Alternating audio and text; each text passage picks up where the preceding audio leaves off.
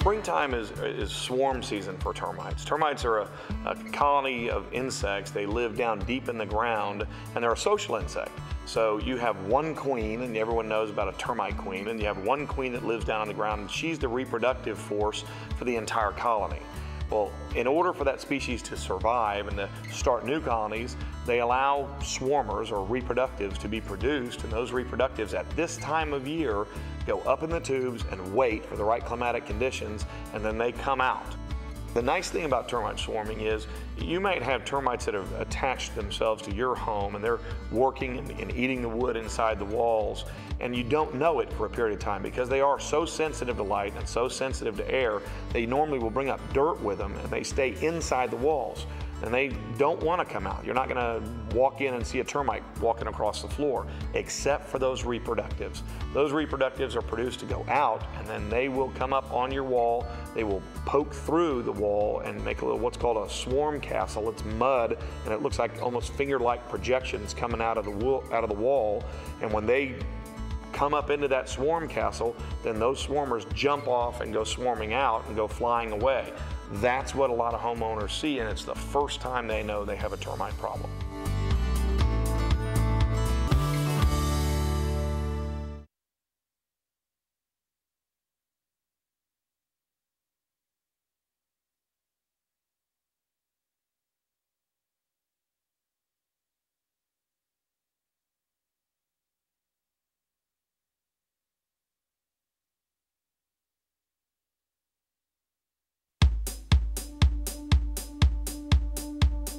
People will call us and they've got a lot of different insects that they're looking at. When you're dealing with a termite, first of all, it's very much at a particular time of year. From late March through the end of April, even somewhat about midway through June, that's their peak swarming time in this area, in the Dallas-Fort Worth market. The difference between an ant and a termite, a swarming ant has a pinched-in waist, it has elbowed antennae, and it's got wings on it that are unequal. You've got one large pair of wings and one small pair of wings. When you're dealing with a termite, it's very different. There is no pinched-in waist. The sides of the body are parallel. The other thing is that their antennae do not elbow, they're straight. And they look like almost like a necklace of pearls, only it's black. The body is all solid black, and then the termites are in the order Isoptera, which means equal wing. That means that both of those pairs of wings are exactly the same length and size. So unequal wings for an ant, equal wings for a termite, pinched in waist for an ant, no pinched in waist on a termite, elbowed antennae for an ant, bead-like antennae or straight antennae for a termite. So those are the ways you can look for it. You can see the mud, you can see the evidence of it, or if you actually have the insect, you can look at that insect and determine what one you're dealing with.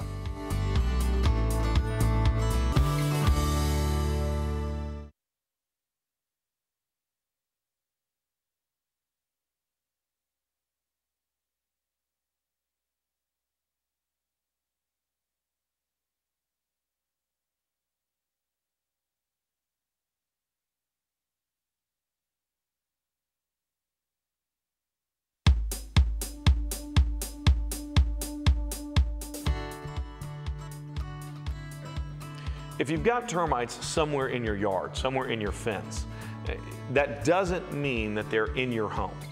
In the old days, when we used the repellent chemicals, we would say, let them have the fence, okay? If they eat the fence, at least they've got a food source and they're not eating on your home.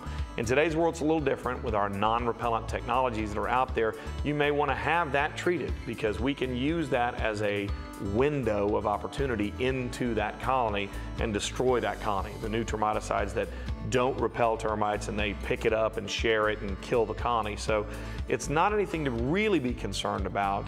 You don't look at termites in the fence or in the wood pile or something like that and think, oh my gosh, if they're there, they're also in my home. But you don't necessarily, in today's world, ignore that. You look at that and say, that's a way I could use to try to kill that colony of termites. And again, if they're in the fence, maybe they're not in the home. Usually they're not in the home, but it's a good idea to have your home inspected at that point. If you've got something anywhere on your property that you're concerned about and you're not sure what the identification of it is, call someone, get some help, have somebody come out and take a look at it, tell you, is my home in danger? If it's in danger, you got an easy way to take care of it these days.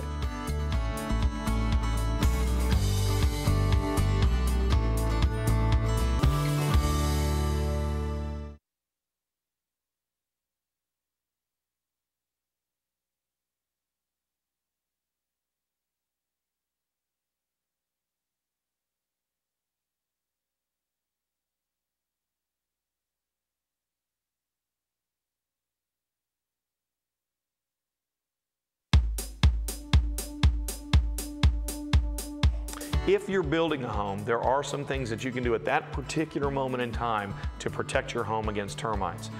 It's called a termite pretreatment. There's liquid termite pretreatments.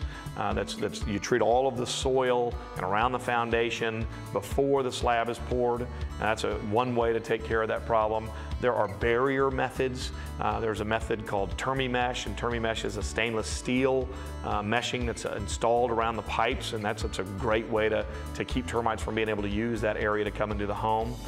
There's another one that's called Impasse, and it's a same kind of a deal. It goes around all of the plumbing penetrations, but it is a plastic that's put there with a little pesticide embedded in the plastic. That's another good method that you can do.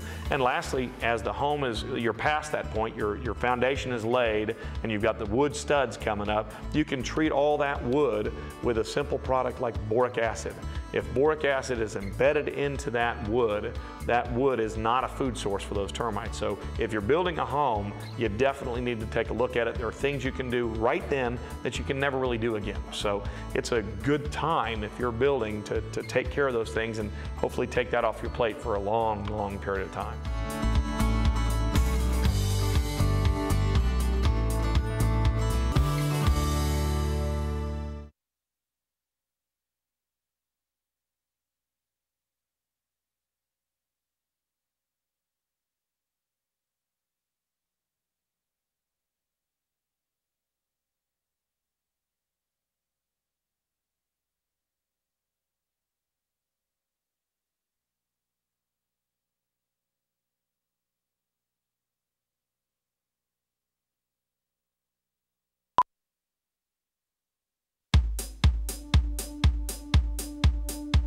When it comes to folks wanting to do pest control for themselves, I have no problem with that. I think that's fine. A lot of people like to do certain home projects by themselves. Some people mow their own grass. Some people have someone take care of the grass for them.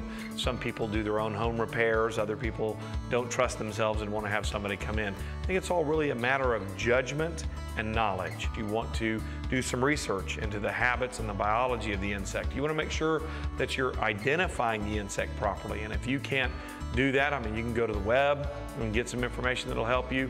If need be, you can even send them to facilities like Texas A&M or your local pest control operator to make an identification for you. They'll help you out in doing that. So number one, you've got to identify the pest. You need to know a little bit about the pest so that you can treat it according to its biology and habits so that you're working with it as opposed to against it.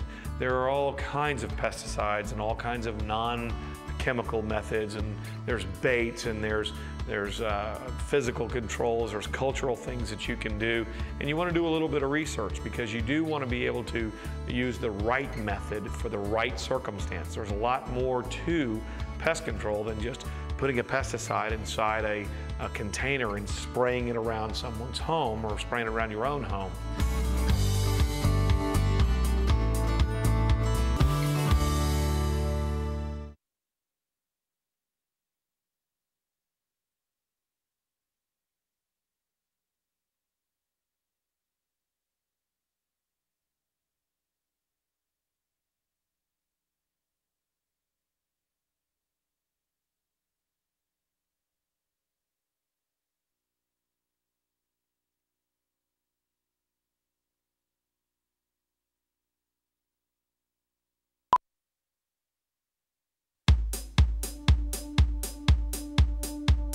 Do-it-yourselfers, I think, once you've gained these kind of knowledge, the knowledge about the insects, their biology and habits, the materials that you're wanting to use and what suits you best in your environment, and the application methods and the tools necessary to do the application properly, have no qualm with somebody who wants to do things themselves.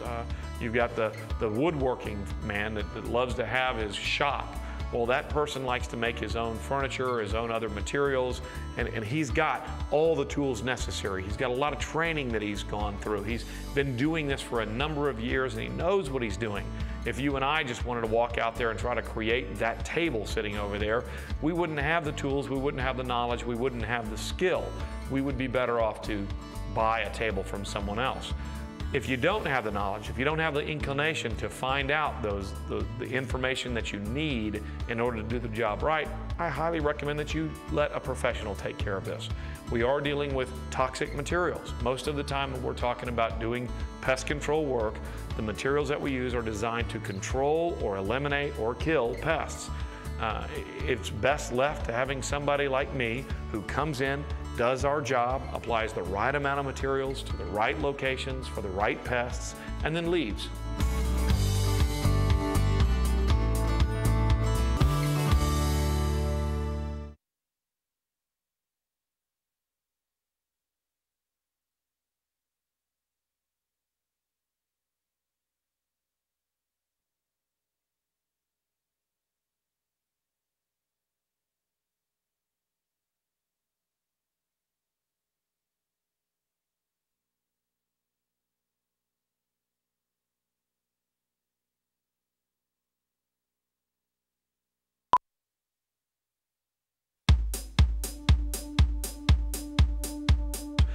Fire ants were first in South Texas, and then they moved up in the Dallas-Fort Worth area. They've been here for probably a good 18 to 20 years.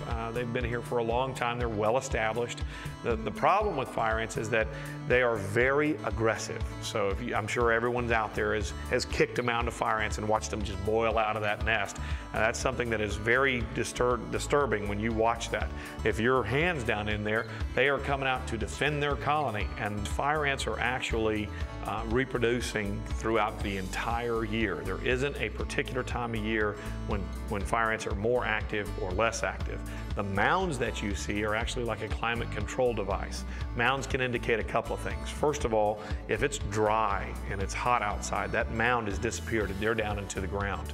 And the colony is still there. They're still working. They're just coming up and trailing right across the top of the grass and going to where they're looking for food. That mound will come up a lot of times after rain because the water table's moving up and the ground is so moist, and they'll bring that up, and it's a cooling device. The air blowing through the top of that mound actually will cool down that colony. So it's something that you do see very frequently after a rain. Just because the mound goes down at other times of year doesn't mean the fire ants aren't there. It just means that they're not as visible to you.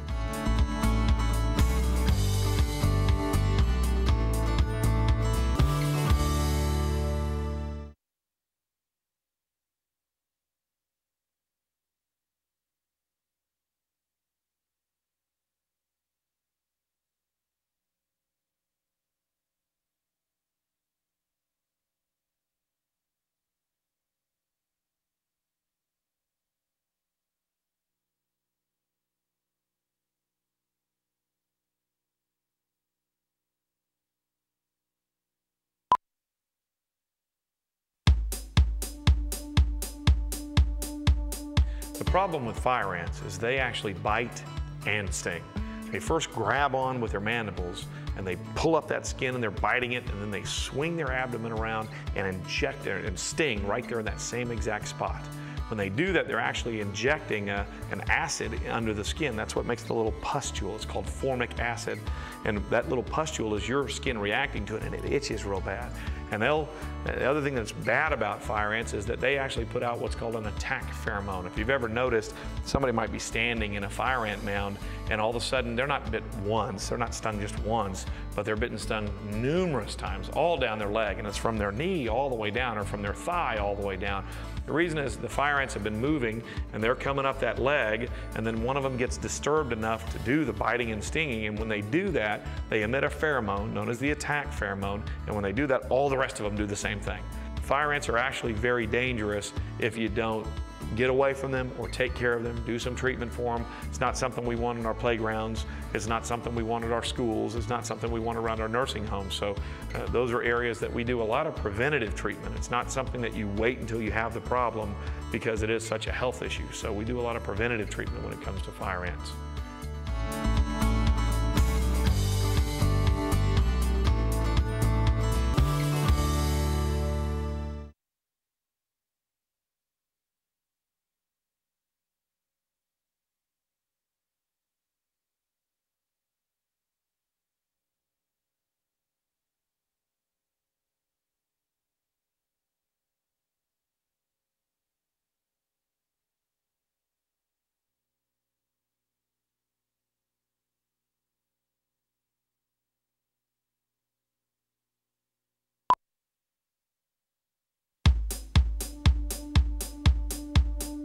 The good news about fire ant infestation is that fire ants are something that anybody can deal with. You can hire somebody to come and do that for you, or it is something that you can take care of by yourself. Texas A&M recommends the Texas two-step, I believe is what they call it. And the Texas two-step is, I'm going to treat that mound, and then I'm going to use a variety of baits over the entire yard. The baits that you use, the one thing that you do need to be very careful of is that it's a good fresh bait. If you go and it looks like it's been sitting on a shelf at the local hardware store or farm and market store for 6 months, the attractiveness of that bait can be gone. And if it's not attractive to them, they don't pick it up, it doesn't do anything. But as long as it's fresh, you can take a combination of baits, one that might have an adulticide that actually kills the insect, and another one that has an insect growth regulator that affects the reproductive capacity of the queen. And if you mix those two baits together and spread it over the entire yard, you're gonna get good control. Killing the mounds are relatively simple. You can use, on the organic side, you can use things like diatomaceous earth or orange oil, any pesticide, anything that you use to treat the top of that mound is either going to suppress or actually kill the mound. If you do that in combination with spreading the baits over the entire yard, you're going to get a really, really good control measure for the fire ants.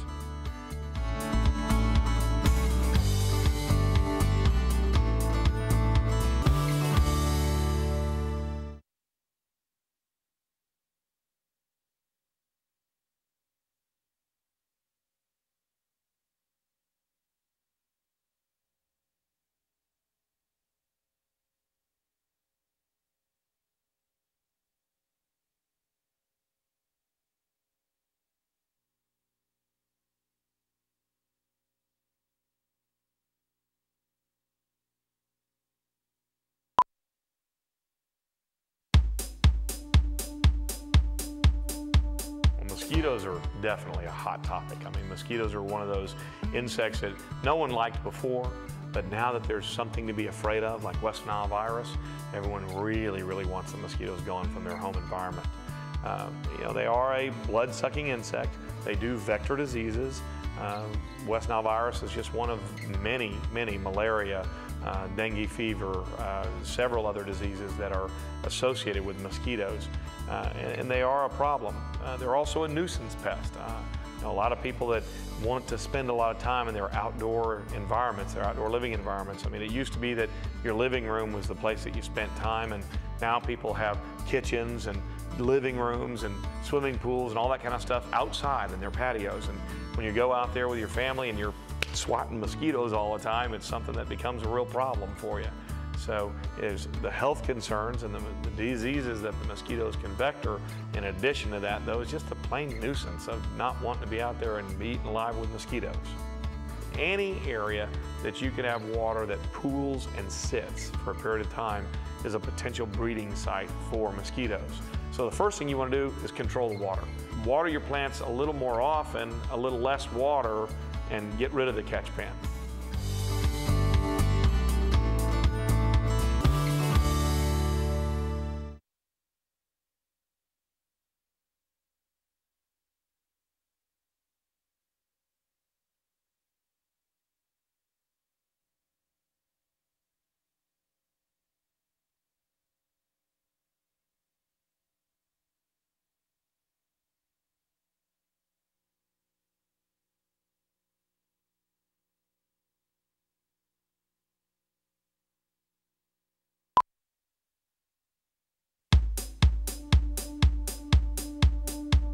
West Nile virus is a real concern. West Nile virus is something that every year that has gone by since it was first discovered in the United States, there's been more and more and more cases.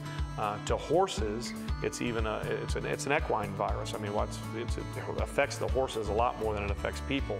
One of the things that the environmental folks or the people that do the mosquito control, they first look for mosquitoes, then they start watching the horses, they start watching the birds, and then they start looking for human cases. It doesn't survive terribly well in humans. In humans, if you get the virus, it is something that's serious.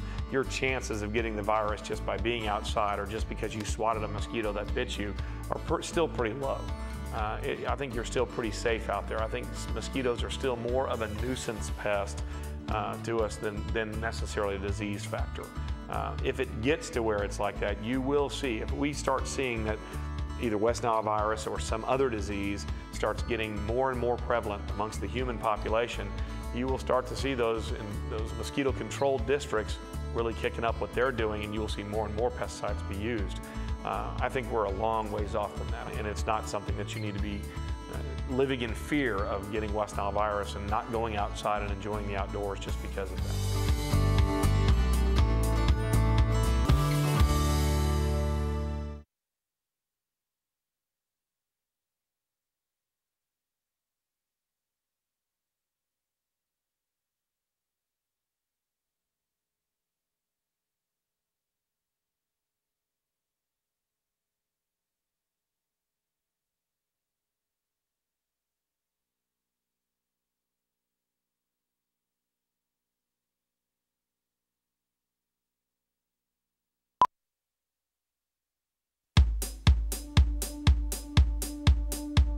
When you're dealing with mosquitoes, cities, municipalities will frequently try to help with that, and what they do is they do a fogging.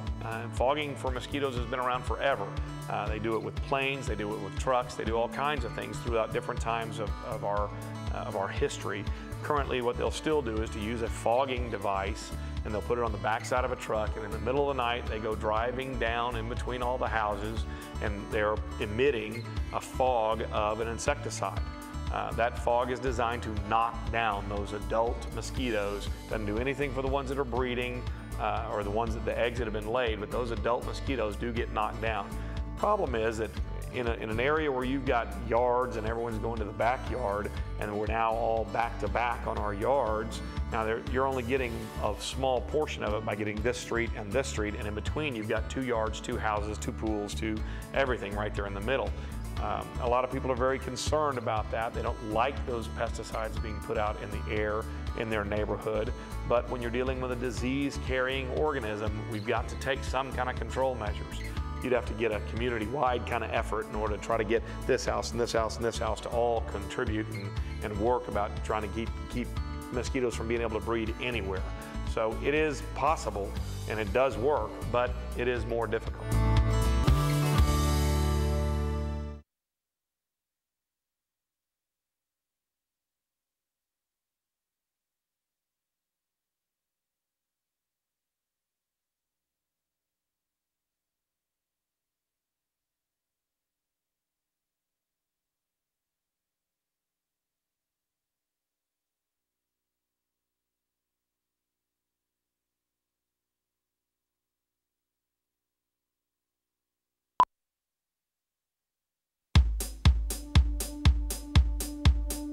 Cockroaches are another species of insect that is kind of an old species of insect. They've found them in fossils that date back millions of years. So cockroaches and man have been together for a very, very long time. There's a number of species of cockroaches that we deal with in the area.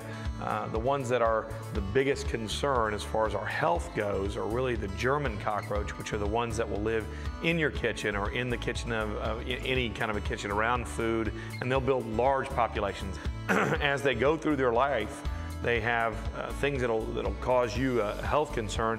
They do a fecal smear in a corner of a cabinet, and that fecal smear it has an aggregation pheromone. That aggregation pheromone tells other cockroaches this is an okay place to be, and all of a sudden you'll get a large population that builds in that cabinet area. The fecal smear, the exuvia, which is the old cast skins of the cockroaches, as they grow, they shed off their cast skins, or as they die, the insect body parts that crush up.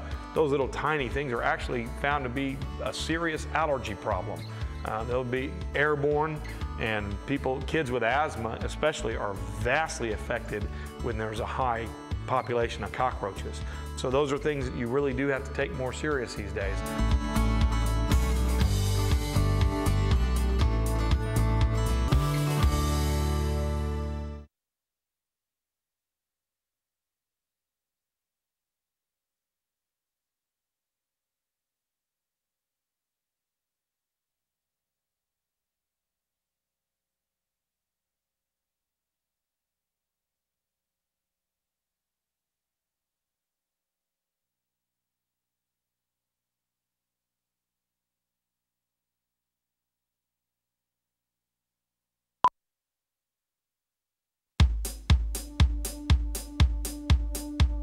When you're dealing with a cockroach, first of all, you want to make sure that you don't allow cockroaches to live and breed, especially like the German cockroaches, the little tan ones, the small ones with the little racing stripes.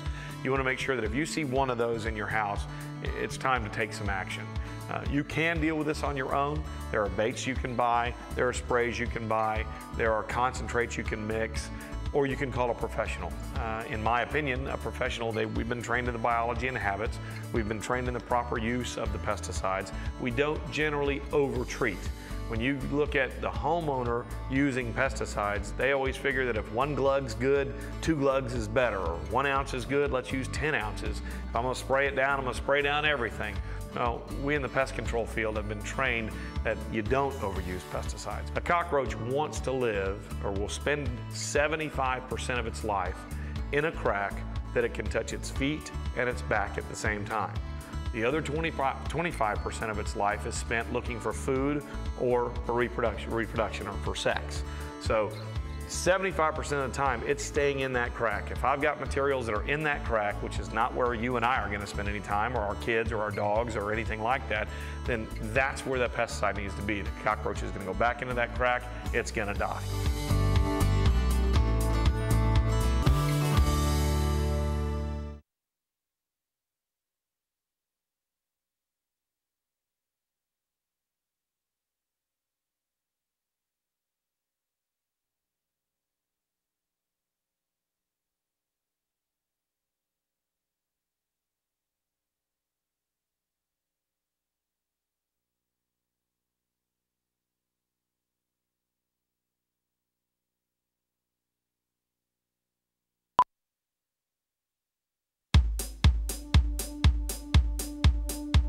When someone has a problem with spiders around their home, our first inclination is let the spiders be. The spiders are good guys. They're out there eating other insects and capturing them, and they're actually a pretty decent control device. There are, however, some spiders that you do need to be concerned about and that you do need to make sure that you don't allow to be in your home environment. That'd be the black widow and the brown recluse. It used to be thought that you would die from a black widow bite. And if you've got allergies, if you're hypersensitive, a black widow bite can be deadly, but most of us don't have that problem. You will, however, get sick. It's gonna make you at least nauseous. It's going to react in a manner that's going to affect your nervous system, and sometimes it'll cause muscular cramping. Those nerves will cause you to tense up, and it can be very, very painful. The brown recluse bite is what's called a necrotoxin, which means that it kills tissue. When you're bit by a brown recluse, your reaction is totally localized, but the skin that is there dies, and the body will slough it off. It's kind of a really nasty thing to go through. Depending on where you're bit, it can be something that can be disfiguring. The good news is that as long as you know that you've been bit and you get to a doctor quickly, a doctor can dose you with massive quantities of antibiotics, and it will fight off the reaction.